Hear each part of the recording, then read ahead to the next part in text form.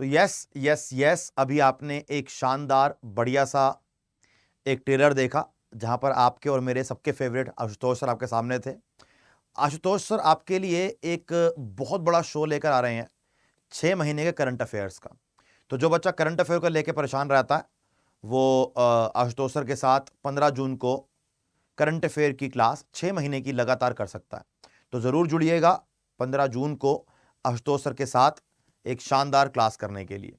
तो आइए अपनी क्लास को स्टार्ट करते हैं। और सबका हमारी क्लास के अंदर बहुत बहुत स्वागत है। जैसे कि आप लोग जानते हैं कि दिल्ली पुलिस का ये बैच चल रहा है। जो बच्चा दिल्ली पुलिस की तैयारी कर रहा है वो हमारे साथ इन क्लासेस में जुड़ सकता है। लेकिन उसके अलावा अगर आप किसी भी और एग्जाम की तैयारी करें तो भी हमारे साथ बेटा आप जुड़ सकते हो। ठीक है, जैसे कि आपको दिख रहा है ये पीछे आपकी लाल बत्ती जल रही है। इस लाल बत्ती के बहुत सारे लोग दीवाने हैं। और दिल्ली पुलिस में तो लाल और नीली दोनों बत्ती मिलती है, लगती है ना पुलिस की गाड़ी के ऊपर। जब रात को गाड़ी चलती है शाएं शाएं करके, तो आप और मैं हम सब सुरक्षित फील करते हैं। तो अगर आप भी उस फील्ड के अंदर जाना चाहते हैं, अगर आप भी चाहते हैं कि आप देश के लिए कुछ करें, आपके अंदर कुछ ऐसा जज्बा है कुछ कर दिखाने का, कुछ अच्छा करने का, तो आप दिल्ली पुलिस की तैयारी कर सकते हैं। चलिए भैया क्लास को स्टार्ट करते हैं इसी के साथ साथ। और ये रहा हमारी क्लास का पहला question. Good evening to everybody.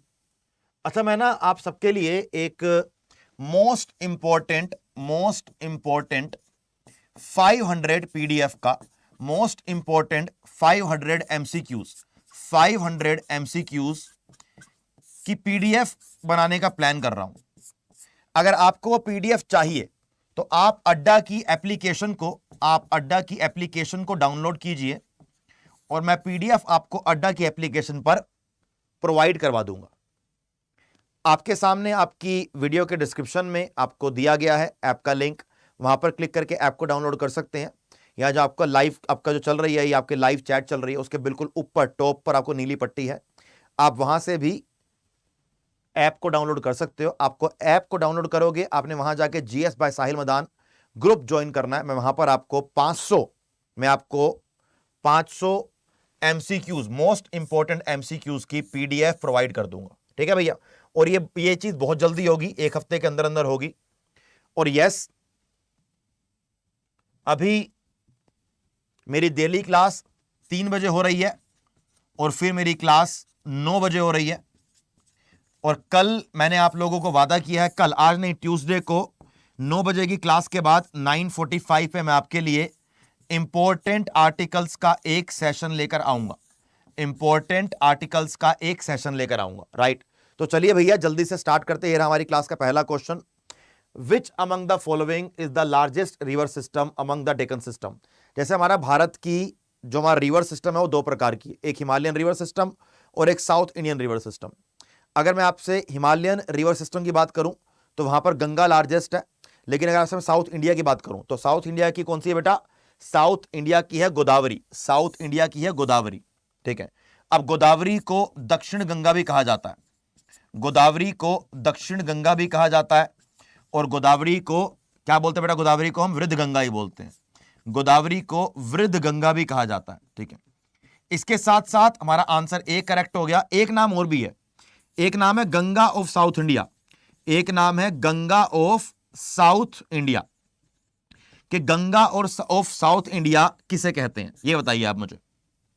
एक तो आंसर ये हो गया, Godavari is the largest Deccan river system of Deccan, या साउथ इंडिया की लार्जेस्ट रिवर है। गंगा ऑफ साउथ इंडिया किसे कहा जाता है ये बताइए। गंगा ऑफ साउथ इंडिया कहते हैं कावेरी रिवर को। वैसे गोदावरी कावेरी से बड़ी है, लेकिन कावेरी एक काफी पूजनीय रिवर है, इसीलिए कावेरी को गंगा ऑफ साउथ इंडिया कहा गया है। और जिस एरिया के अंदर ये बहती है वहां पर ज्यादा लोग अंग्रेजी बोलते, हिंदी नहीं बोलते, इसलिए वो दक्षिण गंगा बोलेगे नहीं, इसलिए उसको गंगा ऑफ साउथ इंडिया कहा जाता है। अब बेटा क्लास स्टार्ट हो चुकी है, तो जितने बच्चे क्लास में हैं उन सबका ध्यान यहां पर सामने स्क्रीन पर। ठीक है भैया, चलिए अगला क्वेश्चन हमारा पहला, शुरुआत बढ़िया हो चुकी है। क्वेश्चन नंबर हमारा सेकंड। चलिए अब इसमें से थोड़ा सा और पढ़ लीजिए क्या कह रहा है। अच्छा, पहले इसको इग्नोर कर दो, ये आंसर सी नहीं है बेटा, आंसर ए है। क्या बोल रहा है? कहां से ओरिजिनेट होती है? सर नासिक महाराष्ट्र से ओरिजिनेट होती है। इसको प्यार से दक्षिण गंगा कहते हैं। इसके ट्रिब्यूटरी कौन कौन सी है? मंजरा, इंद्रावती, पेनगंगा, वेनगंगा और प्रणहिता। ये गोदावरी की सारी ट्रिब्यूटरीज हैं। चलिए बेटा नेक्स्ट क्वेश्चन आइए। India share land border with how many countries? India अपने आसपास कितनी कंट्रीज से अपना लैंड बॉर्डर शेयर करता है, या फिर अगर हम इंग्लिश की बात करें, हिंदी की बात करें, अपनी भूमि की सीमा शेयर करता है। वैसे तो इंडिया का लैंड बॉर्डर अराउंड 15,000 का है, कोस्टल बॉर्डर अराउंड 7500 किलोमीटर का है। आपने मुझे बताना है कि कितनी कंट्रीज के साथ इंडिया लैंड बॉर्डर शेयर करता है। अब जल्दी से उंगली पर एक एक करके गिनना। यह क्लास चल रही है दिल्ली पुलिस की। जो बच्चा CGL, CHSL, MTS, GD, CPO, selection post, CPO के साथ साथ आपका स्टेनोग्राफर, EPFO का SSA, JNU, IGNU, CDS, NDA, CAPF, CISF, इन सब एग्जाम्स की तैयारी कर रहा है, वो क्लास हमारी ज्वाइन कर सकता है। अभी आपकी वैकेंसीज और भी आ रही हैं, जैसे बिहार पुलिस की वैकेंसी आई 21,000, तो आप भी हमारे साथ क्लास में जुड़ सकते हैं। देखो, इंडिया 7 कंट्रीज के साथ बॉर्डर शेयर करता है, और ये मैंने मिनिस्ट्री ऑफ होम अफेयर्स की वेबसाइट से निकाला है, क्योंकि बड़ा डाउट रहता है अफगानिस्तान ले या ना ले। तो जरा देखिए एक बार कौन कौन सी वो कंट्रीज आपके सामने में ले आता हूं जल्दी से। देखो, पहली कंट्री है India Afghanistan, first. Second India Pakistan, second, ठीक है। Third India China, third. India Bhutan, India और Bhutan fourth. India Nepal fifth. India Myanmar seventh. India Bangladesh ये सिक्स्थ। India Bangladesh seventh. तो इंडिया टोटल 7 कंट्रीज के साथ, लैंड बॉर्डर शेयर करता है, according to ministry of home affairs. गृह मंत्रालय के अकॉर्डिंग हमारा आंसर करेक्ट है। चलिए अगला, which Indian cricketer is known as little master? आपके सामने 4 नाम दिए गए हैं। लिटिल मास्टर 2 लोगों को जाना जाता है, एक सुनील गावस्कर को भी लिटिल मास्टर कहते हैं, लेकिन यहां पर सुनील गावस्कर ऑप्शन में तो नहीं है। तो बताइए कि according to you little master इन चारों में से किसे कहा जाएगा? कह रहा सर प्लीज एक जवाब दो। हाँ बेटा पूछ लो। सर यूपी वाले भी आ सकते हैं। बेटा कोई भी आपका गवर्नमेंट एग्जाम है, आप किसी भी गवर्नमेंट एग्जाम की तैयारी कर रहे हैं, आप आइए क्लास में, आइए बैठिए, शानदार परफॉर्मेंस कीजिए, मजा आएगा। और एक बार सारे बच्चे क्लास को बेटा लाइक भी कर देंगे और सारे बच्चे क्लास को शेयर भी कर देंगे। इसी के साथ साथ मैं आपके कहने पे साथ साथ मैं भी जरा क्लास को एक बार अपने ग्रुप में शेयर कर देता हूं। ये शेयर करी हमने क्लास को, टेलीग्राम पर गई GS बाय साहिल मदान कि यस वी आर लाइव, है ना भैया। Join fast. आप भी अगर चाहो तो आप मेरा टेलीग्राम ज्वाइन कर सकते हो सॉरी, GS बाय साहिल मदान के नाम से। देखो सिंपल आंसर है भैया, सचिन तेंदुलकर राइट आंसर है। आप में से कौन कौन सचिन तेंदुलकर को अभी लाइव खेलते हुए देखना चाहेगा?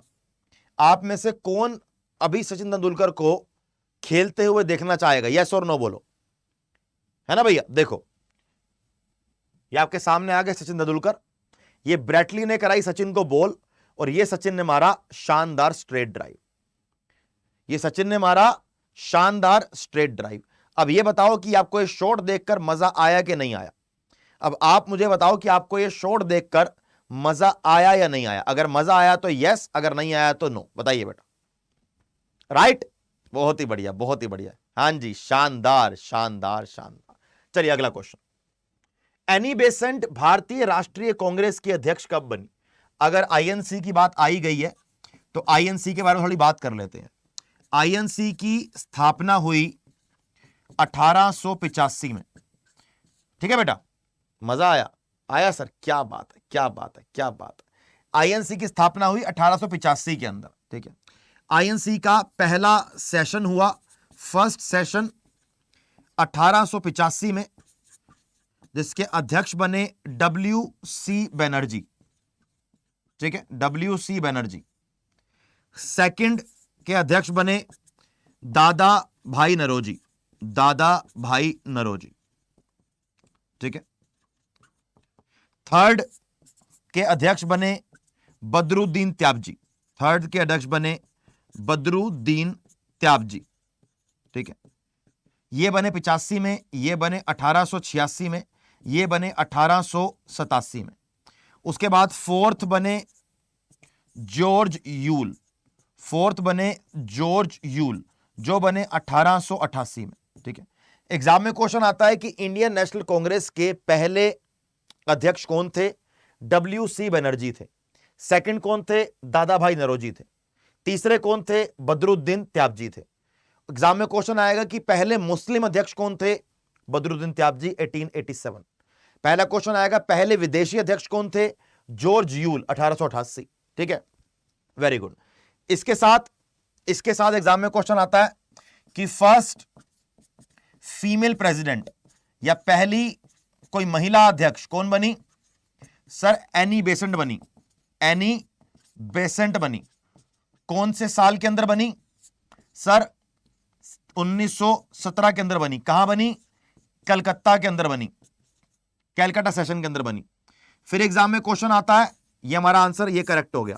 फिर एग्जाम में क्वेश्चन आता है कि फर्स्ट इंडियन फीमेल, ये तो खाली फीमेल है ना। फिर क्वेश्चन आएगा भारतीय महिला INC की प्रेसिडेंट 1925 के अंदर बनी। कहां बनी? कानपुर के अंदर बनी। कौन बनी? सरोजनी नायडू बनी। कौन बनी? सरोजनी नायडू बनी। तो एक क्वेश्चन में मैंने आपको 5 क्वेश्चन करवा दिए। इन सब को लिख लो, इन सब को फटाफट लिख लो। ठीक है भैया, चलिए आगे बढ़े। नेक्स्ट आइए, स्क्रीनशॉट ले लो इसका जल्दी से, फटाफट से। चलिए नेक्स्ट क्वेश्चन हमारा 5वां। भारतीय पुनर्जागरण आंदोलन के पिता कौन थे? Who was the father of Indian renaissance movement? Who was the father of Indian renaissance movement? Indian renaissance movement के फादर कौन थे? जल्दी बोलो बेटा,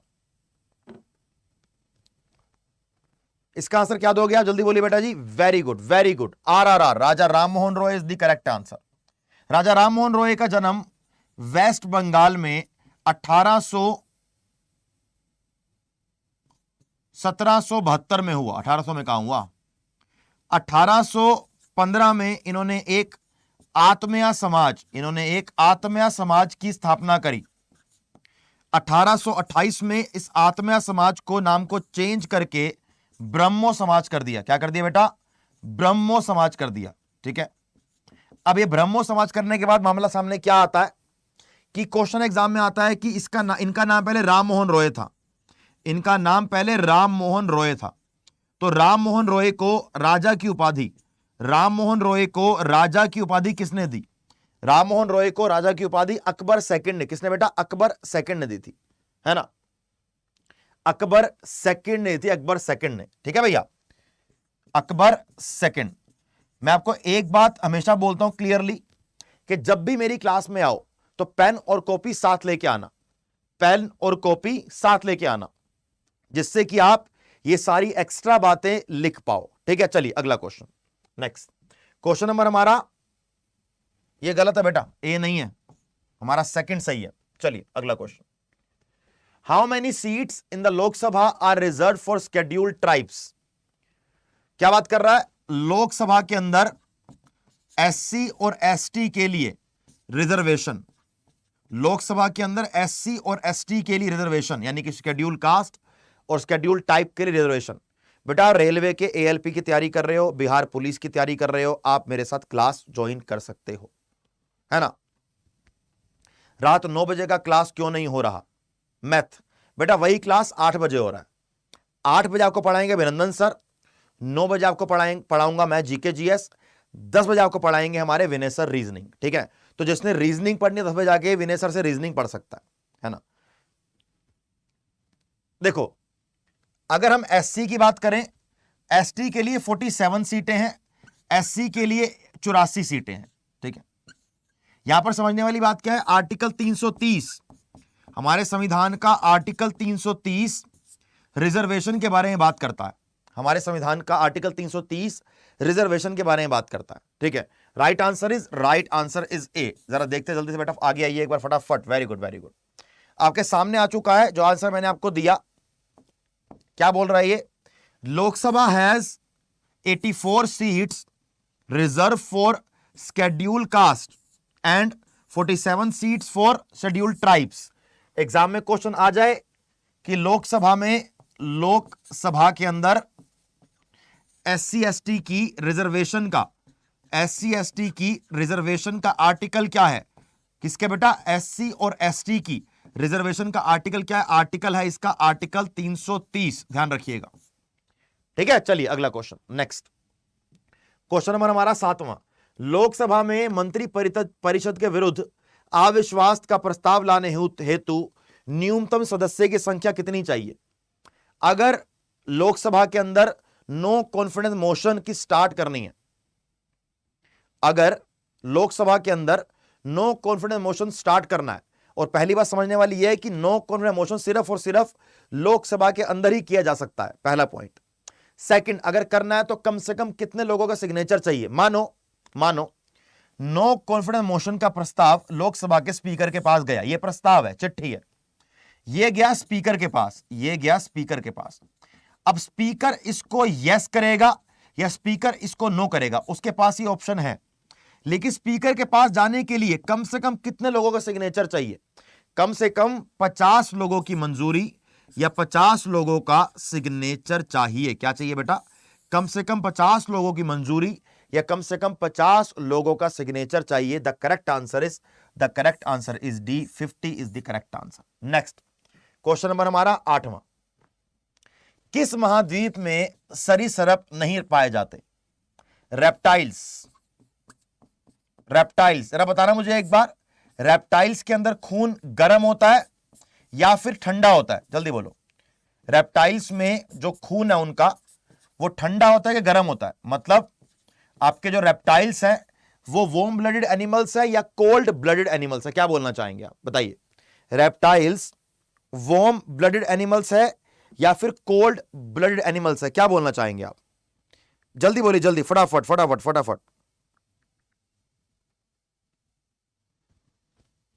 according to you reptiles cold blooded है कि वार्म ब्लडेड है? गरम? ना ना ना ना, reptiles are cold blooded, reptiles are cold blooded animals. Cold blooded animals वो होते हैं जो अपने बॉडी के अंदर हीट जनरेट नहीं कर पाते, जो अपनी बॉडी के अंदर ऑटोमेटिक हीट जनरेट नहीं कर पाते, जैसे हम हैं इंसान। इन humans are warm blooded animals, क्योंकि ह्यूमन के अंदर जो गर्म होता है, खून होता है, वो गर्म होता है। तो हम जब कोई चीज खाते हैं, हम जैसे ठंड में चले जाते हैं तो हमारा खून अपने आप हीट जनरेट करता है और हम बैलेंस बना लेते हैं। लेकिन reptiles are cold blooded animals, तो अगर ये बहुत ठंडी जगह पर जाएंगे, जैसे कि अगर ये एंटार्क्टिका पर जाएंगे, तो ये वहां पर नहीं टिक पाएंगे, तो ये गलत हो गया। ये आपका राइट आंसर हो गया, C is the correct answer. Right, आइए बेटा नेक्स्ट क्वेश्चन, क्वेश्चन में हमारा 9वां। चलिए, बरदोली सत्याग्रह का नेतृत्व किसने किया? बरदोली कहां है बेटा जी? सर बरदोली है गुजरात में, सर बरदोली है गुजरात में। Right, yes sir, definitely right, Bardoli है गुजरात में। तो बरदोली सत्याग्रह का नेतृत्व किसने किया? राजेंद्र प्रसाद जी ने, विनोबा भावे ने, वल्लभ भाई पटेल ने या जमनालाल बजाज ने? क्या बोलना चाहेंगे आप? जल्दी बोलिए। The right answer is Sardar Patel, Vallabh भाई पटेल। अच्छा, वल्लभ भाई पटेल को सरदार पटेल कहा जाता है, तो सरदार की उपाधि वल्लभ भाई पटेल को किसने दी है? सरदार की उपाधि वल्लभ भाई पटेल को किसने दिया है? इसका आंसर आप मुझे देंगे, और अगर आपने सही आंसर दिया तो मेरा फिर मूड सही हो जाएगा। बिल्कुल, वैसे तो मेरा मूड सही रहता है हमेशा, लेकिन और अच्छा हो जाएगा, है कि नहीं? बताइए बेटा, जल्दी से बोलिए। क्या बात है। एक बच्चा बड़ी अच्छी बात बोल रहा है ना, एक बच्चा बड़ी अच्छी बात बोल रहा है। हजारों फूल चाहिए एक माला बनाने के लिए, क्या बात है। हजारों रंग चाहिए एक रंगोली बनाने के लिए, क्या बात है। बस आप जैसा गुरुजी काफी है बच्चों को जिंदगी स्वर्ग बनाने के लिए। अरे भाई साहब, शानदार, बहुत ही बढ़िया। Very good. चलिए बेटा आगे बढ़ेंगे, बहुत बढ़िया बेटा, बहुत बढ़िया। ऐसे ही लगे रहिए जीवन, मजा आ जाएगा। ऐसा कहा जाता है कि सरदार की उपाधि उनको बरदोली की वुमेन ने दिया या बरदोली की औरतों ने दिया, लेकिन हाँ, उनको सरदार बुलाया इन्होंने ही था, लेकिन सरदार की उपाधि इनको महात्मा गांधी जी ने दी है। सरदार की उपाधि महात्मा गांधी जी ने दी है, गलती नहीं करेंगे इसके अंदर। ठीक है, चलिए नेक्स्ट। अबे गांधी नहीं, गांधी। क्या बोल रहा है बे? Who was the founder of slave dynasty? जब मोहम्मद गजनी भारत को लूट लाट कर आगे चला गया तो दिल्ली में उसने दिल्ली सल्तनत एक्चुअली बसाई। अब गजनी का एक स्लेव या गजनी का एक मानिए आप गुलाम था, उसको उसने बोला कि ठीक है भाई तू कर ले। तो correct answer is Qutubuddin Aibak. Correct answer is Qutubuddin Aibak. आप में से मुझे को बताना चाहेगा कि मुमलुक डायनेस्टी या स्लेव डायनेस्टी, दोनों एक ही है, मुमलुक डायनेस्टी या फिर स्लेव डायनेस्टी का टाइम पीरियड क्या था? मुमलुक डायनेस्टी या फिर स्लेव डायनेस्टी का टाइम पीरियड क्या आप में से मुझे कोई बताना चाहेगा? हाँ बेटा, ए करेक्ट है। ये बताओ कि टाइम पीरियड क्या है इसका, जल्दी बोलिए, बोलिए बच्चे कि स्लेव डायनेस्टी का टाइम पीरियड क्या है, बताना चाहेगा बेटा को? जल्दी से, आप लोगों के पास मौका है इसका आंसर देने का। और आज कह रहे 2022 से लेकर 2028। बहुत ही बढ़िया, बहुत ही बढ़िया, वेरी गुड वेरी गुड। चलो तो आज मैं आपको बता दूं, चारों का टाइम पीरियड क्या है। देखो ध्यान रखिए जरा फटाफट इसको। क्या क्या है? 4 डायनेस्टीज हैं। एक मुमलुक डायनेस्टी 1206 से लेकर 1290, दिख रहा है ना क्लियरली। एक खिलजी डायनेस्टी 1290 से लेकर 1320। फिर आपकी तुगलक डायनेस्टी 1320 से लेकर 1414।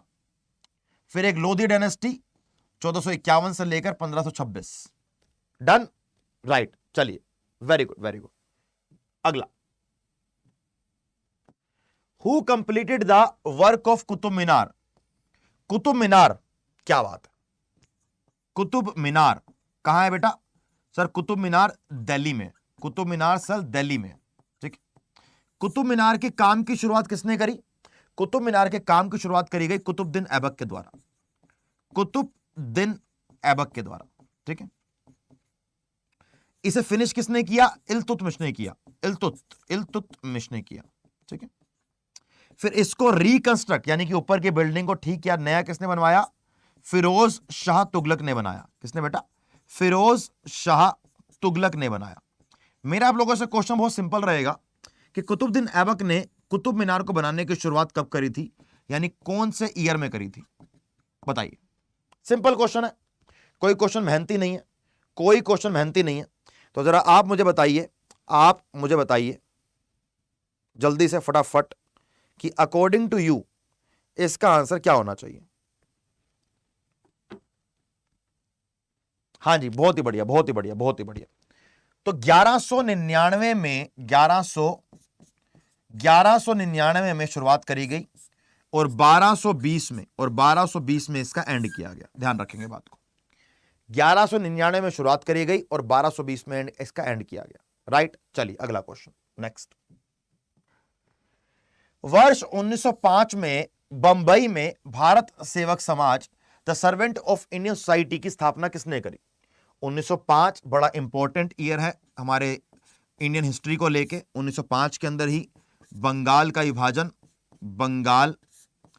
विभाजन अनाउंस किया गया। बंगाल का विभाजन अनाउंस किया गया और इस विभाजन के बाद ही क्या किया बेटा? 1905 में ही स्वदेशी आंदोलन 1905 में ही स्वदेशी आंदोलन की शुरुआत करी गई, राइट।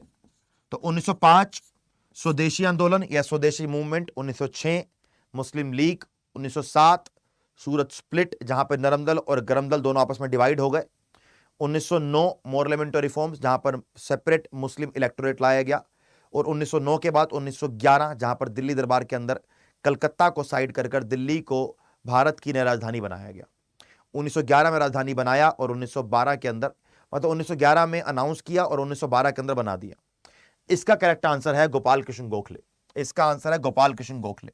गोपाल कृष्ण गोखले पॉलिटिकल गुरु भी रहे हैं। गोपाल कृष्ण गोखले पॉलिटिकल गुरु भी रहे हैं किसके बेटा?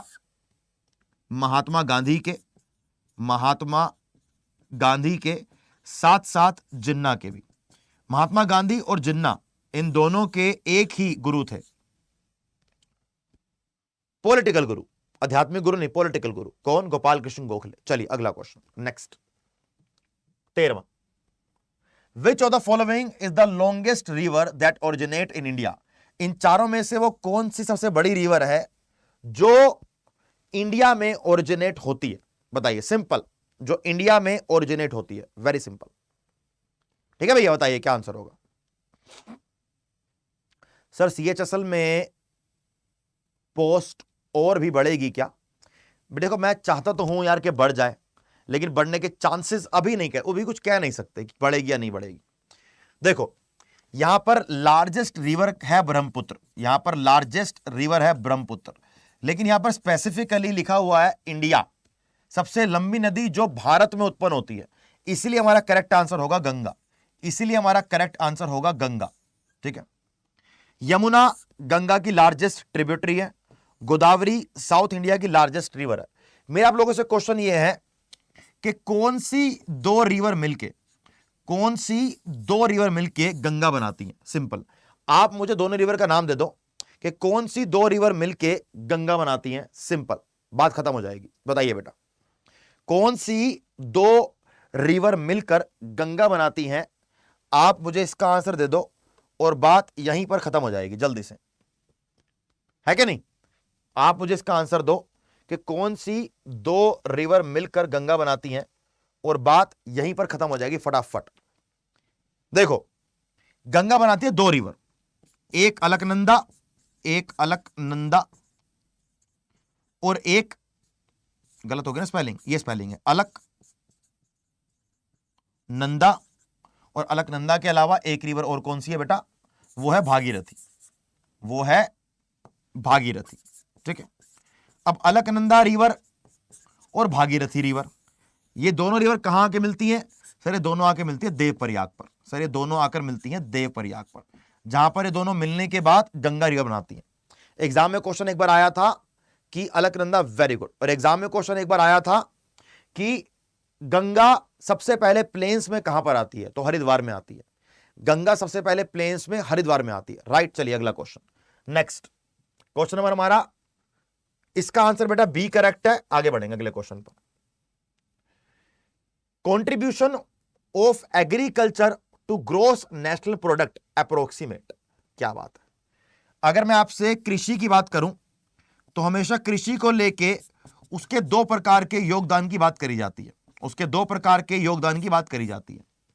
एक कि वो कितने लोगों को रोजगार प्रोवाइड कर रहा है, कृषि एग्रीकल्चर, और एक कि राष्ट्रीय आय में उसका योगदान कितना है, अगर मैं राष्ट्रीय आय की बात करूं तो एग्रीकल्चर का राष्ट्रीय आय में योगदान है 18%। अगर रोजगार की बात करूं तो एग्रीकल्चर का रोजगार में योगदान है 48%। ध्यान रखेंगे इसको। तो ये जो 48% का योगदान रोजगार में है और 18% का योगदान राष्ट्रीय आय में है, तो जो ये 30% का गैप है, इसको एक प्रकार की बेरोजगारी के नाम से जाना जाता है। आप मुझे बता दीजिए कि इस प्रकार की बेरोजगारी को क्या बोलते हैं? आप मुझे बता दीजिए कि इस प्रकार की बेरोजगारी को क्या बोलते हैं। इसके साथ साथ the correct answer is D 18%। बताइए बेटा, यहां पर क्या हो रहा है? यहां पर जितने लोग काम कर रहे हैं उससे कम लोगों की जरूरत है। 48% लोग काम कर रहे हैं और 18% राष्ट्रीय आय में योगदान है। अगर 48% लोग यहां पर काम कर रहे हैं तो कम से कम यहां पर इनका योगदान 40% के आसपास तो होना चाहिए था। तो दिक्कत यहां पर यह है कि इस प्रकार के सिस्टम को बोलते हैं बेरोजगारी, जिसको बोलते हैं डिस्गाइज्ड अनएम्प्लॉयमेंट,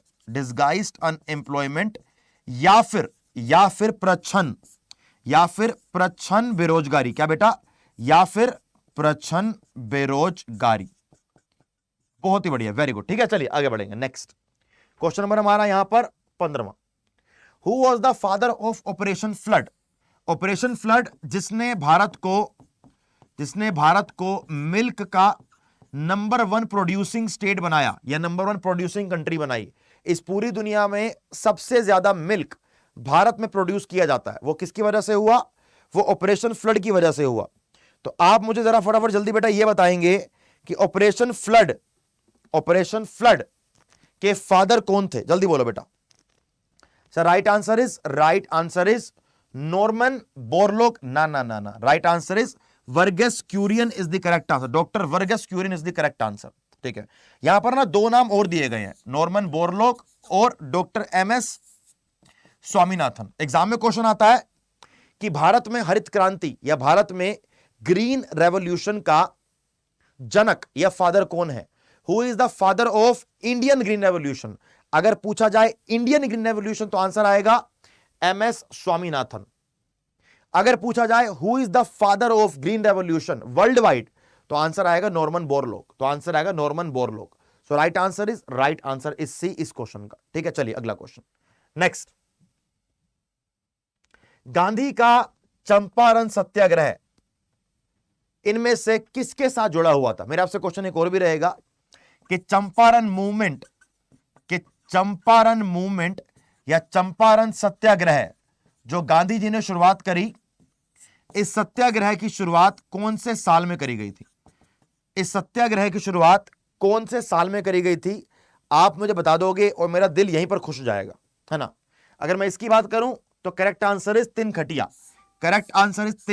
क्या था ये? रिलेटेड करता था इंडिगो प्लांटेशन से। तो जो अंग्रेज लोग थे वो किसानों को प्रेशराइज कर रहे थे कि अगर आपका ये पूरा एक खेत है तो इसको 20 पार्ट में अगर डिवाइड कर दो, तो उस 20 में से 3 पार्ट यानी कि 3/20 पार्ट आप इंडिगो उगाओगे। तो दिक्कत यह थी कि इंडिगो उगवा भी रहे हैं और इंडिगो के पैसे भी कम दे रहे हैं, यह दिक्कत थी। और 1917 के अंदर चंपारण सत्याग्रह की शुरुआत करी गई। राइट, चलिए बेटा अगला question next. What is the period of great depression in USA? संयुक्त राज्य अमेरिका में महामंदी कब आई थी? सिंपल क्वेश्चन है, जल्दी आंसर कीजिएगा फिर आगे बढ़ जाएंगे। बिल्कुल सही, 1917 चंपारण सत्याग्रह, 1918 खेड़ा सत्याग्रह और अहमदाबाद मिल स्ट्राइक, 1919 रोलेट सत्याग्रह। राइट, चलिए वेरी गुड, बहुत बढ़िया। इसका आंसर तो क्या हो? हाँ बेटा बिल्कुल सही, नील की खेती। इससे बहुत बढ़िया बेटा जी, आंसर सही दिया आपने। नील की खेती is the correct answer. 100% correct answer. ये बोलो क्या आंसर होगा इसका? Correct answer is very good, correct answer is B, 1929 से लेकर 1939। Next question. मोपला आंदोलन जो 1921 में हुआ, बताइए कहां हुआ था? जिसको हम प्यार से नहीं बताऊंगा क्या बोलते, क्योंकि मैंने आपको बता दिया तो आंसर हो जाएगा। बोलो बेटा इसका आंसर क्या है कि मोपला मूवमेंट या मोपला आंदोलन इनमें से कौन सी जगह पर किया गया था? सिंपल आंसर है ना, सिंपल आंसर है। निको कह रहा है कि सर मेरा एग्जाम है, प्लीज ब्लेस मी। बेटा जी ब्लेसिंग मुझसे नहीं, ब्लेसिंग अपने मापा मम्मी से लो और हर हर महादेव कहो और हर हर महादेव से ब्लेसिंग लो। मैं बेटा एक तुच्छ प्राणी, आपका छोटा सा एक टीचर, है ना भैया। चलिए बहुत ही बढ़िया, देखो वेरी गुड। मोपला आंदोलन को हम प्यार से बोलते हैं मालाबार मूवमेंट। इसको हम प्यार से बोलते हैं मालाबार मूवमेंट। मालाबार मूवमेंट मुस्लिम पीजेंट्स के द्वारा, मालाबार मूवमेंट मुस्लिम पीजेंट्स के द्वारा शुरुआत करी गई थी। किसके अगेंस्ट? हिंदू लैंड होल्डर्स के अगेंस्ट, हिंदू लैंड होल्डर्स के against. Actually Hindu land holders जो वहां पे अमीर लैंड होल्डर्स थे, उनको ब्रिटिशर्स का सपोर्ट था। तो ब्रिटिशर के सपोर्ट की वजह से इन मुस्लिम पीजेंट्स को ये लोग बड़ा परेशान करते थे। तो इन मुस्लिम पीजेंट्स को गुस्सा आया और उन्होंने हिंदू लैंडलॉर्ड के अगेंस्ट मोपला रेबिलियन या फिर मालाबार रेबिलियन, मालाबार मूवमेंट 1921 में स्टार्ट करी थी। चले आगे बढ़े, very good. Next question number हमारा 19वां। ऑयल सीड्स की प्रोडक्शन को इंक्रीज करने के लिए एक रेवोल्यूशन चलाया गया। तो बताइए कि वो रेवोल्यूशन कौन सा था? आप में से जो बच्चा मेरे साथ रोज क्लास करना चाहता है तो रोज दोपहर को 3 बजे और रोज शाम को 9 बजे आप मेरे साथ जीके और जीएस के शानदार एमसीक्यूज की प्रैक्टिस करने के लिए आ सकते हो। ठीक है, यहां पर अगर आपसे बात करूं तो 3 बजे और 9 बजे मैं दोनों समय अलग अलग एमसीक्यूज कराता हूं, सेम एमसीक्यूज नहीं करता कि आप गलती लगे आपको, दोनों जगह अलग अलग एमसीक्यूज होते हैं, ठीक है। सफेद क्रांति बेटा बिलोंग करती है किसको सर? मिल्क को, बिल्कुल सिंपल सी बात है। सर पीली क्रांति सर बिलोंग करती है किसको सर जी? तिलहन उत्पादन या फिर ऑयल सीड्स के उत्पादन को। करेक्ट, हमारा आंसर यहां पर बी हो चुका, बी इज करेक्ट। हरित क्रांति यानी कि ग्रीन रेवोल्यूशन, हरित क्रांति यानी कि ग्रीन रेवोल्यूशन, राइट। चलिए बेटा अगला क्वेश्चन नेक्स्ट। निम्नलिखित में से किसकी स्थापना ज्योतिबा फूले ने करी? निम्न में से किसकी स्थापना ज्योतिबा फूले ने करी? जल्दी से आंसर दीजिए और फिर लाइफ में आगे बढ़िए। फटाफट फटाफट फटाफट फटाफट फटाफट फटाफट। बिल्कुल सही, बिल्कुल सही। सत्याशोधक समाज, सत्याशोधक समाज founded by Jyotiba Phule, founded by Jyotiba Phule in 1873। Word और नाम दोनों याद रखिएगा, वर्ड और नाम दोनों याद रखिएगा, ठीक है। चलिए नेक्स्ट क्वेश्चन नंबर हमारा इसके साथ साथ 21वां। Which article in the constitution, इसमें से कौन सा article comptroller and auditor general of India के बारे में बात करता? इनमें से कौन सा article comptroller and auditor general of India के बारे में बात करता है? जल्दी बताइए, फटाफट फटाफट फटाफट इसका आंसर दो, किसका आंसर क्या होगा? आर्टिकल, यहां पर हमारे सामने 4 आर्टिकल दिए गए और चारों काफी इंपॉर्टेंट है। आंसर तो हमारा आर्टिकल 148 है, यह बात करता है कैग के बारे में। आर्टिकल 124 किसके बारे में बात करेगा बताइए जरा? सुप्रीम कोर्ट के एस्टेब्लिशमेंट के बारे में बात करेगा, सुप्रीम कोर्ट के एस्टेब्लिशमेंट के, राइट। उसके बाद आर्टिकल 214 हाई कोर्ट के एस्टेब्लिशमेंट के बारे में बात करेगा, हाई कोर्ट के एस्टेब्लिशमेंट के बारे में, ठीक। उसके बाद आर्टिकल 324 क्या बात करेगा? इलेक्शन कमीशन, इलेक्शन कमीशन के बारे में बात करेगा। मैं आपको हमेशा बोलता हूं कि पॉलिटी के आर्टिकल्स की तैयारी ऐसी कि आपके एग्जाम में कोई आर्टिकल आ जाए, कोई क्वेश्चन आ जाए, आपको सारे आर्टिकल आते हो। इसलिए कल है ट्यूसडे, इसलिए कल है ट्यूसडे, पहले हम क्लास करेंगे 9 o'clock दिल्ली पुलिस की, जो कि मैं चलाऊंगा 9:40 तक। उसके बाद 9:45 पे हम आर्टिकल्स की एक क्लास लेकर आएंगे, हम 9:45 पे आर्टिकल्स की एक क्लास के लेकर आएंगे, जहां पर मैं आपको 15 से लेकर 20 मिनट के अंदर 50 मोस्ट इंपॉर्टेंट आर्टिकल्स सिर्फ बताऊंगा कि आर्टिकल कौन कौन से इंपॉर्टेंट है, कि अगर उस क्लास में आर्टिकल पढ़ लिए बात खत्म। सिर्फ जो इंपॉर्टेंट आर्टिकल्स होंगे उनका नाम बताऊंगा, डिटेल में नहीं जाएंगे, सिर्फ बताएंगे आर्टिकल इंपॉर्टेंट कौन कौन से, राइट। चलिए नेक्स्ट अगला क्वेश्चन हमारे बेटा, यहां पर हमारा ए ऑप्शन करेक्ट है। आइए बेटा अगला question next. Right to property according to the constitution किस प्रकार का अधिकार है? राइट टू प्रॉपर्टी किस प्रकार का अधिकार है अकॉर्डिंग टू यू? अच्छा, आप लोगों से मैं क्वेश्चन पूछूं, आप लोगों से मैं क्वेश्चन पूछ सकता हूं एक्स्ट्रा, ये पढ़ाई से एक्स्ट्रा क्वेश्चन है, ये पढ़ाई से क्वेश्चन हमारा एक्स्ट्रा रहेगा। गुरुजी नमस्कार, हमारे साथ विनय सर जुड़ चुके हैं। विनय सर की बस जस्ट मेरे बाद 10 बजे रीजनिंग की क्लास होती है। तो सर मैं बच्चों से एक क्वेश्चन पूछने वाला था, वो क्वेश्चन आज मैं आपसे पूछना चाहता हूं। आप सर इतने समय से पढ़ा रहे हैं। हाँ, सर पढ़ाई का नहीं, पढ़ाई का नहीं सर, सीनियर सर हमारे आप। तो क्वेश्चन सर मेरा से वो सिंपल ये वाला है कि जैसे एसएससी का बच्चा है या फिर रेलवे का बच्चा है, किसी चीज का बच्चा, दिल्ली पुलिस का बच्चा है, हाँ एग्जाम कॉम्पिटिटिव एग्जाम्स का, बहुत पढ़ाई करता है, बहुत तैयारी करता है सर, लेकिन सिर्फ 2-3% बच्चा ही पास क्यों होता है, बाकी बच्चा पास क्यों नहीं होता? मतलब सर मेरा क्वेश्चन आपसे ये है कि बच्चा जो फेल होता है पढ़ाई करने के बाद भी, तो फेल वो क्यों होता है?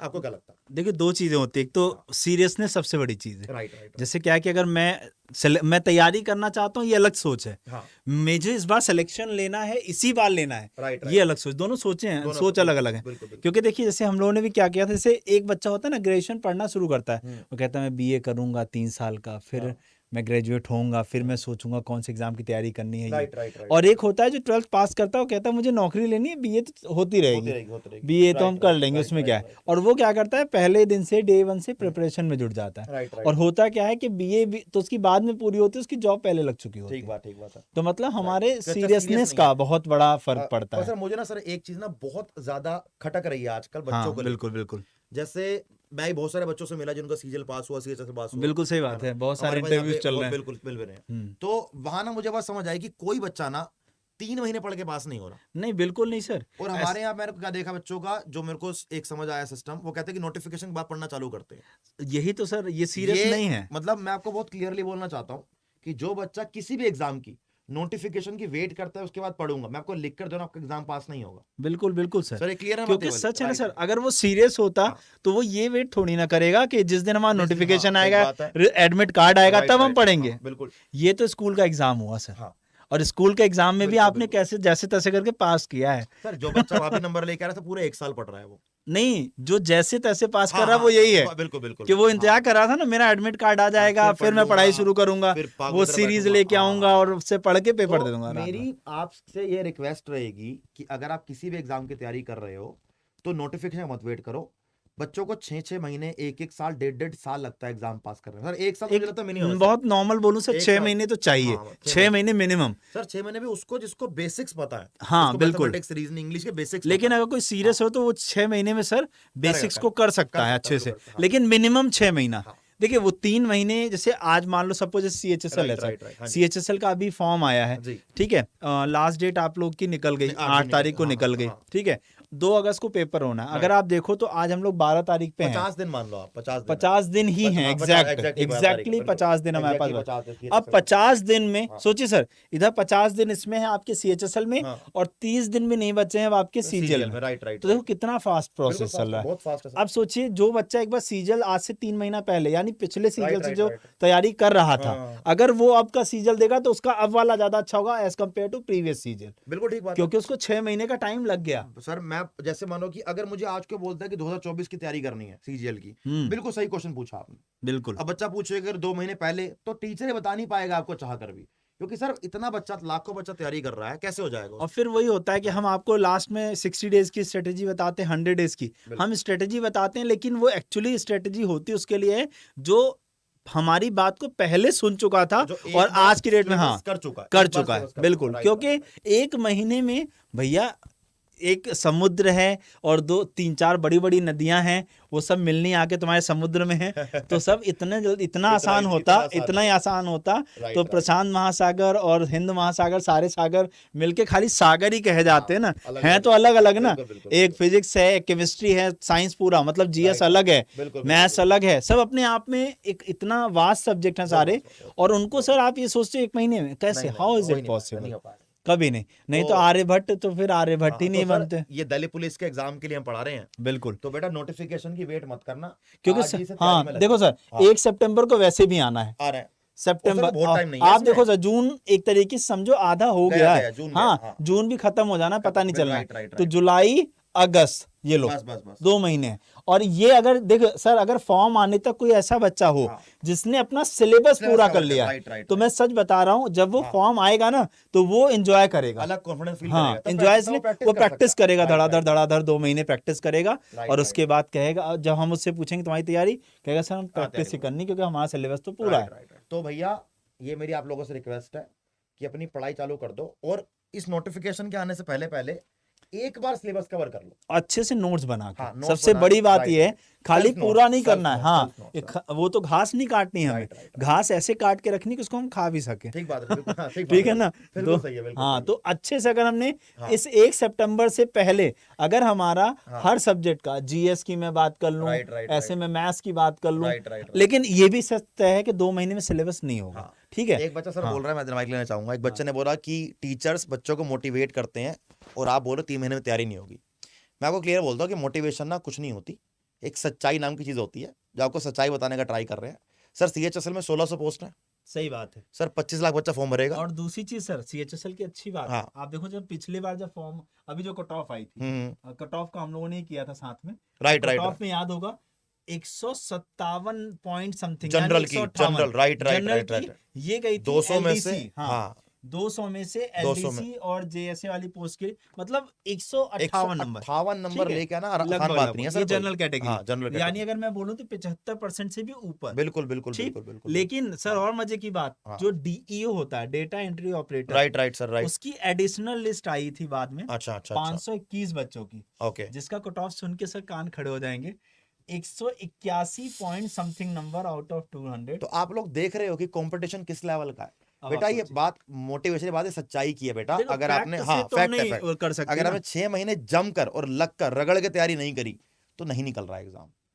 बस रिक्वेस्ट यही है कि अभी से पढ़ना चालू करो दिल्ली पुलिस के लिए, और जो भी आपका एग्जाम है दिन रात एक करो तभी निकलेगा वो। और एक सीधी सी छोटी सी बात है जो मैं कहना चाहूंगा, देखो वो एग्जाम भी 12वीं का है, राइट, ये राइट। एग्जाम भी 12वीं का है। हाँ तो मेरा एक बिल्कुल सिंपल सा बिल्कुल ये बिल्कुल। कॉन्सेप्ट है कहने का कि आप 8 बजे से अगर जुड़ते हो, सपोज 8 बजे आपने मैथ्स पढ़ी, राइट राइट 9 राइट। बजे आपने जीके जीएस पढ़ी, जीएस 10 पढ़ी। बजे इंग्लिश आया। हाँ अगर ये सॉरी रीजनिंग 10 बजे रीजनिंग अपना ही सब्जेक्ट वो बात नहीं सर। हाँ 3 सब्जेक्ट अगर आपने राइट राइट। कवर कर लिए हाँ सर, हाँ हाँ हाँ तो ये तीनों, जैसे मान लो हाँ, मेरे हाँ। में आपने 25 में 25 किए, हाँ। जीएस में अगर आपके अभी 10 12 हैं तो उसे 20 से प्लस करने की कोशिश 50 9 में बजे, से हाँ। मतलब ऐसा होना मतलब चाहिए नहीं, कि आप 25 क्वेश्चन है तो उसमें से हमारा टारगेट तो एटलीस्ट जीएस में ये हो, अगर अभी आपके 8-10 सही हो रहा है तो कोशिश ये करो कि उसे 22-23 तक ले जाए। सर इसमें तो जीएस के 50 क्वेश्चन आएंगे किसमें? दिल्ली पुलिस वाले हाँ, में। नहीं दिल्ली मैं हाँ। यहाँ पे अगर कर रहा हूँ हाँ तो हाँ वहाँ राइट राइट वेटेज तो right at par right, same है ना, बिल्कुल बिल्कुल बिल्कुल। मतलब यहाँ हाँ एक क्वेश्चन 2 नंबर का वहाँ है, पे दो वहाँ एक right question right 1 number right का है, राइट। हाँ बात तो एट पार सेम बात ही है।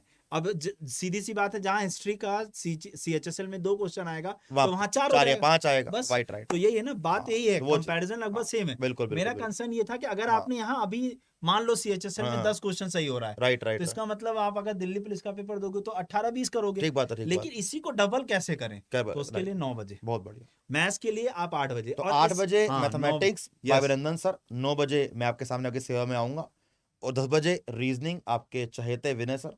तो तीनों समय में आपका पूरा एग्जाम क्रैक हो जाएगा। और बच्चों के लिए मैं एक अनाउंसमेंट सर, के भी, हाँ बिल्कुल हाँ सही एक बात। अनाउंसमेंट और करता हूँ कि कंप्यूटर के क्वेश्चन भी काफी आते हैं, हाँ। तो कंप्यूटर भी मैं आपको इसी क्लास में पूरा कवर करवा दूंगा साथ साथ।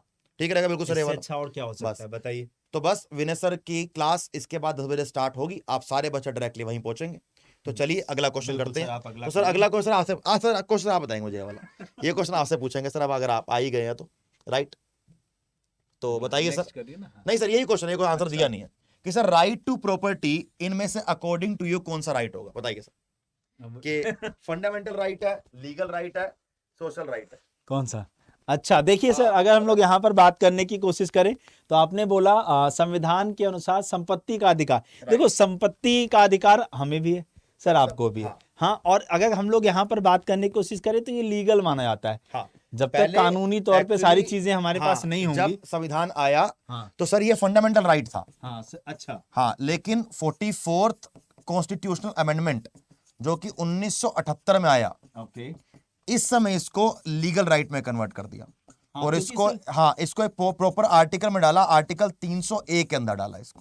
ओके, क्योंकि सर अगर फंडामेंटल राइट्स में संपत्ति का अधिकार होगा तो अगर कभी किसी सरकारी काम के लिए अगर संपत्ति को वहां से हटाना है तो सर हटा नहीं सकते।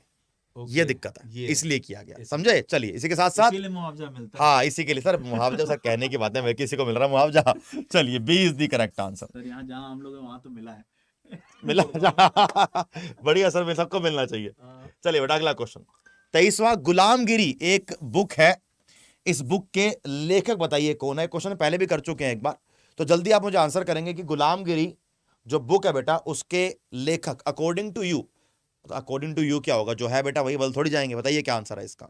Right answer is Jyotiba Phule.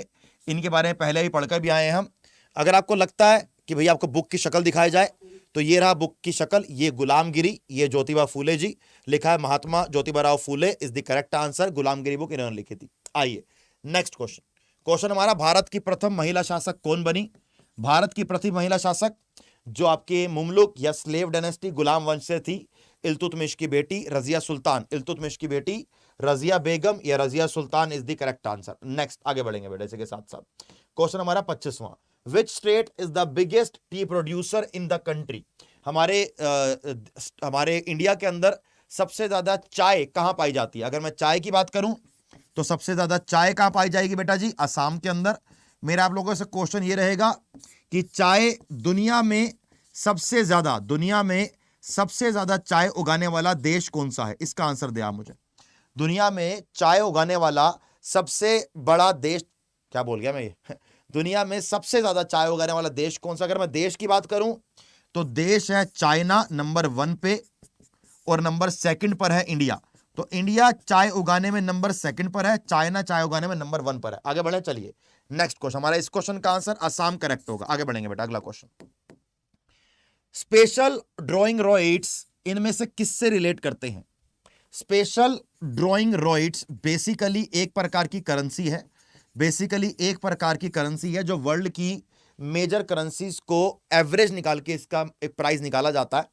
And this is related to international monetary fund, this is related to IMF, this is related to international monetary fund, जिसकी स्थापना 1944-1945 में करी गई थी। इसका हेडक्वार्टर कहां पर है? इसका हेडक्वार्टर है वॉशिंगटन DC में, इसका हेडक्वार्टर है वॉशिंगटन DC में। And yes, the correct answer is D. चलिए बेटा, अगला क्वेश्चन नेक्स्ट। इसी के साथ साथ आगे बढ़ेंगे अगले क्वेश्चन पर। आइए बेटा, चलिए क्वेश्चन नंबर हमारा 27वां क्या बोल रहा है? Which country is called as the father of chess game? आप लोग शतरंज खेलते हैं, आप लोग शतरंज खेलते हैं, तो आपको पता होना चाहिए कि शतरंज, आपको पता होना चाहिए कि शतरंज कौन सी कंट्री में इसको स्टार्ट किया गया? इसको स्टार्ट किया गया बेटा जी इंडिया में, इसको स्टार्ट किया गया इंडिया में। The correct answer is India, the correct answer is India. अगला क्वेश्चन, चलिए नेक्स्ट 28वां। The imaginary line on the earth surface that closely follows the 180 degree meridian line. यहां पर एक वर्ड लिखा है मेरिडियन। मेरिडियन लाइन बेटा कौन सी होती है? सर मेरिडियन लाइन लॉन्जिट्यूड्स होती हैं। सर मेरिडियन लाइन लॉन्जिट्यूड्स होती हैं। लॉन्जिट्यूड्स को हिंदी के अंदर क्या बोलते हैं बेटा जी? देशांतर रेखा बोलते हैं, देशांतर रेखा बोलते हैं। अगर मैं इस क्वेश्चन की बात करूं तो हमारे इस क्वेश्चन के अंदर 2 ऑप्शन दिए गए हैं। कौन कौन सा? पहला दिया गया है इक्वेटर, दूसरा गया है tropic of cancer. Equator 0 degree latitude, tropic of cancer 23.5 degree latitude. तो ये दोनों आंसर तो नहीं होते क्योंकि ये दोनों लैटिट्यूड्स हैं, क्योंकि ये दोनों लैटिट्यूड्स हैं। लेकिन इसके साथ अगर आपसे प्राइम मेरिडियन की बात करूं तो प्राइम मेरिडियन 0 डिग्री और international date line 180 degree, international date line 180 degree. Right, जो बच्चा आंसर यहां पर सी लगा रहा है उसका आंसर करेक्ट है और सी के अलावा बाकी आंसर गलत है। राइट, चलिए अगला क्वेश्चन। क्या आप में से सब बच्चों को लॉन्जिट्यूड्स और लैटिट्यूड्स के बीच में डिफरेंस पता है? नहीं पता तो एक बार जरा सुन लीजिए। मानो आपकी अगर ये अर्थ है, जो लाइन अर्थ को नॉर्थ में और साउथ में डिवाइड कर रही है, जो लाइन अर्थ को नॉर्थ और साउथ में डिवाइड कर रही है इस प्रकार से, इन्हें बोलते हैं लैटिट्यूड्स, इन्हें बोलते हैं लैटिट्यूड। लैटिट्यूड्स को हिंदी के अंदर बोलते हैं अक्षांश रेखाएं। क्या बोलते हैं बेटा? अक्षांश रेखाएं। जो लाइनें नॉर्थ पोल को साउथ पोल से मिलाती हैं, जो लाइनें नॉर्थ पोल को साउथ पोल से मिलाती हैं, इन्हें बोलते हैं लॉन्जिट्यूड्स। इन्हें क्या बोलते हैं बेटा? इन्हें बोलते हैं लॉन्जिट्यूड्स, यानी कि देशांतर रेखाएं, यानी कि देशांतर रेखाएं। ध्यान रखिएगा दोनों में डिफरेंस को। राइट, चलिए अगला question. The country that shares largest border with India. Very good. अगर लार्जेस्ट की बात आए तो बांग्लादेश, अगर लार्जेस्ट की बात आए तो बांग्लादेश, अगर मिनिमम की बात आए, अगर लोवेस्ट की बात आए कि सबसे कम कौन सी बॉर्डर करती है बेटा, तो अफगानिस्तान। सबसे कम कौन सी करेगी सर जी? अफगानिस्तान करेगी। राइट, चलिए बहुत ही बढ़िया। अगला क्वेश्चन, क्वेश्चन नंबर हमारा 29। आइए, which of the following is our primary goals of 5 year plans. जब 1950 मार्च 1950 में प्लानिंग कमीशन की स्थापना करी गई, तो प्लानिंग कमीशन की स्थापना के बाद क्या बात हुई कि 5 ईयर प्लान्स बनाए गए। टोटल 12 5 ईयर प्लान्स बनाए गए। ये क्वेश्चन बहुत सिंपल ये पूछ रहा है कि 5 ईयर प्लान्स का ऑब्जेक्टिव क्या होगा। अब अगर सोचकर देखो कि कोई भी कंट्री 5 ईयर प्लान्स बना रही है देश की डेवलपमेंट, देश की तरक्की करने के लिए, तो भाई साहब यहां पर आपको क्या देखना पड़ेगा? इक्विटी, यानी कि क्या अपने लोगों को वो इक्वेलिटी या समानता का अधिकार देगी? सर बिल्कुल देगी। क्या अपने लोगों को आधुनिकीकरण, मॉडर्नाइजेशन देगी? सर बिल्कुल देगी, क्यों नहीं देगी। क्या अपने लोगों को सेल्फ रिलायंस, आत्मनिर्भरता देगी? सर बिल्कुल देगी, क्यों नहीं देगी। तो यहां पर हमारा फर्स्ट, सेकंड और थर्ड तीनों करेक्ट है। क्या आपको लगता है कि अगर कोई कंट्री इकोनॉमिक डेवलपमेंट करने के लिए 5 ईयर प्लान्स कर रही है, प्लानिंग कर रही है, इकोनॉमिक प्लानिंग कर रही है, क्या अपने देश को लोगों को वो इनइक्वालिटी, असमानता देना चाहेगी? क्या अपने देश के लोगों को वो इनइक्वालिटी या असमानता देना चाहेगी? अरे भाई नहीं देना चाहेगी। क्यों देगी असमानता? कॉन्सेंट्रेशन ऑफ वेल्थ का मतलब होता है कि देश का पैसा बहुत कम लोगों के हाथ में है। तो वो कोई भी कंट्री नहीं चाहिए। That is why the right answer is first, second and third. First, second and third, यानी कि option number C is correct, यानी कि option number C is correct. Next question, question हमारा 30वां। Who serves as chairman of NITI Aayog, national institution for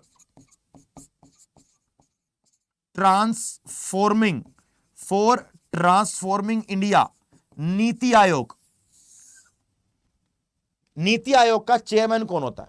NITI Aayog का chairman है prime minister, और prime minister हमारे बेटा अभी कौन है? नरेंद्र मोदी जी। हमारे देश के प्राइम मिनिस्टर कौन है बेटा जी? नरेंद्र मोदी जी।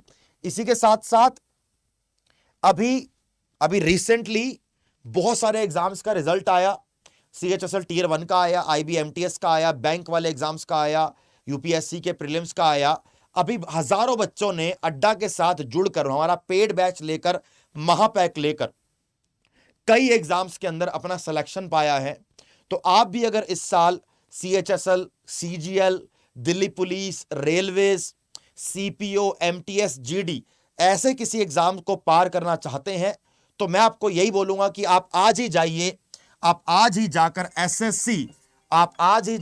SSC के महापैक में, आज ही जाकर आप SSC के महापैक में एनरोल कीजिए, क्योंकि चल रहा है अभी आपके लिए 80% का discount plus double validity.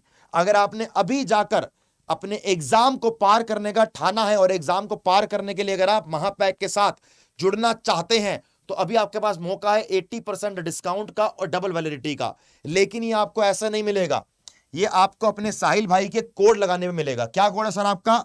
Y724। वैसे तो जब मैं आपको बात बोलूं, आपको अपने आप कमेंट कर देना चाहिए कि सर का कोड लगाना है Y724। अभी अगर आपको साहिल भाई का कोड बताना पड़े तो फायदा क्या हुआ, है ना भैया? आपको दिखाता हूं कि कहां से महापैक लेना और महापैक के अंदर क्या क्या मिलेगा आपको। आपने जाना है हमारी वेबसाइट पर। वेबसाइट का नाम आपको क्या बेटा, इस पूरी दुनिया को पता है कि नहीं? पहले गूगल खुले तो आगे बढ़ेगी बात, है ना? क्या बात हो गई? ये गूगल ही नहीं खुल रहा, खुल गया। आप जाएंगे अड्डा की वेबसाइट पर, है कि नहीं? आप जाकर इसे हमने खोला, बताइए। अब ये मेहनत कराएगा, टाइप करना पड़ेगा, कर लेते, ये मेहनत भी कर लेते हैं। चलिए हम जाएंगे पहले लिंक पर। आपके सामने शानदार वेबसाइट खुलकर आएगी, है ना? आपने ऑल कोर्स पर क्लिक करना है, आपने SSC पर जाना है। आपके सामने ये सारे महापैक आ जाएंगे। आपके पास SSC का महापैक आ जाएगा। अगर आप बहुत सारे एग्जाम्स की तैयारी कर रहे हो और अगर आपको एक महापैक लेना है तो आप SSC का महापैक लेंगे। अगर आप MTS की तैयारी कर रहे हो तो आप SSC MTS का महापैक लोगे। अगर आप CGL की तैयारी करते हो आप CGL का महापैक लोगे। अगर आप CHSL की तैयारी करो आप CHSL का महापैक लोगे। ऐसे ही आपको दिल्ली पुलिस का महापैक भी मिल जाता है। ऐसे ही आपको दिल्ली पुलिस का महापैक भी मिल जाता है। ये देखो, आपको SSC कांस्टेबल GD का महापैक, दिल्ली पुलिस का महापैक, स्टेनोग्राफर का महापैक। अगर आप इस बार कोई भी एग्जाम पास करना चाहते हो तो आपने क्या करना बेटा, आपने जाना है और उस पर्टिकुलर सब्जेक्ट का, पर्टिकुलर एग्जाम का महापैक ले लेना है। लेकिन अगर आप बहुत सारे महापैक की तैयारी कर रहे हो तो हमारा जो SSC का महापैक है ना, उसकी बड़ी पता क्या खास बात है इसकी? इस पर क्लिक करो। यहां पर आपको इस महापैक के अंदर एक तो सारे टीचर पढ़ाएंगे, जरा गिने इनको, 1 2 3 4 5 6 7 8 9 10, ये रहा मैं, 11 12 13 14 15 16 17 18 19 20 लोग आपकी तैयारी में लग जाएंगे आपको पास कराने के लिए, ठीक है। इसके साथ साथ अगर हम नीचे जाएंगे, आपको SSC के महापैक के अंदर ये सारे महापैक मिल जाते हैं। CGL का महापैक, CHSL का महापैक, स्टेनोग्राफी का, कांस्टेबल GD का, MTS का, दिल्ली पुलिस का, ये सारे महापैक आपको एक ही SSC के महापैक के अंदर मिल जाएंगे। सर इसका प्राइस क्या है? आपने यहां पर बाय नाउ पर क्लिक करना है। आपने बेटा यहां पर बाय नाउ पर क्लिक करना है।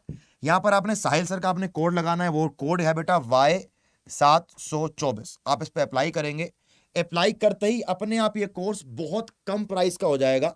यानी कि अगर आप इतने कम प्राइस में कोर्स ले रहे हैं और अगर आपकी तैयारी पक्की है तो इस साल आपकी पॉकेट में, आपकी जेब में एक सरकारी नौकरी 100% डन हो गई। एक सरकारी नौकरी आपकी जेब में 100% डन हो जाती है कि नहीं? ये बात तो मानने वाली है कि नहीं है बेटा? बिल्कुल है ना सर जी? बिल्कुल है। आपने यहां पर कोड लगाना है Y724। आपने बेटा कोड लगाना है Y724। अगर आप ये कोड लगाते हो तो आपका जो प्राइस 11,999 का था वो अपने आप कम होके 2759 का हो गया। मैं आपके 2759 को भी कम करा सकता हूं। आपने एप्लीकेशन डाउनलोड करनी है, आपका एप्लीकेशन का लिंक दिया हुआ है, डाउनलोड हमारी एप्लीकेशन करो, या तो अभी क्लास मेरी लेते लेते कर लो, ऊपर जो नीली पट्टी लगी उस पर क्लिक करो, डाउनलोड कर लो, नहीं तो वीडियो के डिस्क्रिप्शन में लिंक दिया उस पर क्लिक करके कर लो। तो भैया आपने क्या करना है, आपने ऐप को डाउनलोड करना है। ऐप में आपको हमारी पीडीएफ मिलती है क्लासेस की, फ्री करंट अफेयर्स, नौकरी की सारी नोटिफिकेशंस, सब कुछ आपको मिल जाता है। ऐप को डाउनलोड कीजिए। ऐप से अगर आप कोर्स को परचेज करेंगे तो आपको कोर्स ये 2759 की जगह हो सकता है कि 2300, 2200, 2400 का मिल जाए। तो जाइए आज ही एसएससी के महापैक में, आज ही एसएससी के महापैक में आपने एनरोल करना है। और अभी क्यों करना है, अभी क्यों बोल रहा हूं आपको मैं? क्योंकि अभी चल रही है डबल वैलिडिटी, अगर आप 6 महीने का महापैक लेंगे तो आपको 12 महीने का मिलेगा, अगर आप 12 महीने का लेंगे तो आपको 24 महीने का मिलेगा। तो 80% डिस्काउंट और डबल वैलिडिटी दोनों पाने के लिए Y724 कोड लगाइए और जाकर महापैक में आज ही एनरोल कीजिए। तब तक के लिए मेरे प्यारे बच्चों, all the very best, take care, Jai Hind and yes, love you all. चलिए।